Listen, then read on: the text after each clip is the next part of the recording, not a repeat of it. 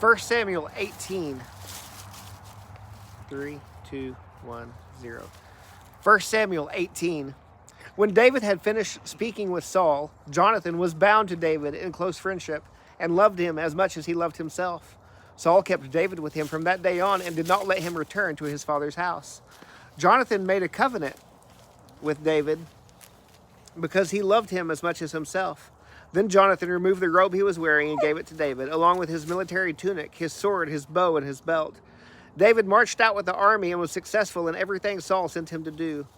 Saul put him in command of the fighting men, which pleased all the people and Saul's servants as well. As the troops were coming back, when David was returning from killing the Philistine, the women came out from all the cities of Israel to meet King Saul, singing and dancing with tambourines, with shouts of joy, and with three-stringed instruments. As they danced, the women sang, "Saul has killed his thousands, but David his tens of thousands." Saul was furious and resented this song. They credited tens of thousands to David, he complained, but only credited me with thousands. What more can he have but the kingdom? So Saul watched David jealously from that day forward. The next day, an evil spirit sent from God came powerfully on Saul, and he began to rave inside the palace. David was playing the lyre as usual, but Saul was holding a spear, and he threw it, thinking, "I'll put David to the wall." But David got away from him twice. Saul was afraid of David because the Lord was with David, but had left Saul. Therefore Saul sent David away from him and made him commander over 1,000 men. David led the troops and continued to be successful in all his activities because the Lord was with him. When Saul observed that David was very successful, he dreaded him. But all Israel and Judah loved David because he was leading their troops. Saul told David, "Here is my oldest daughter Merab. I'll give her to you as a wife, if you will be a warrior for me and fight the Lord's battles." But Saul was thinking, "I don't need to raise a hand against him. Let the hand of the Philistines be against him." Then David responded, "Who am I, and what is my family or my father's clan in Israel, that I should become the king's son-in-law?"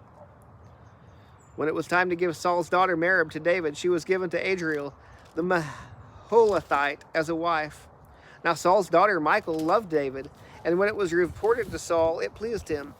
"I'll give her to him," Saul thought. "She'll be a trap for him, and the hand of the Philistines will be against him." So Saul said to David a second time, "You can now be my son-in-law." Saul then ordered his servants, "Speak to David in private and tell him, 'Look, the king is pleased with you, and all his servants love you. Therefore you should become the king's son-in-law.'" Saul's servants reported these words directly to David, but he replied, "Is it trivial in your sight to become the king's son-in-law? I am a poor commoner." The servants reported back to Saul, "These are the words David spoke." Then Saul replied, "Say this to David, 'The king desires no other bride price except 100 Philistine foreskins to take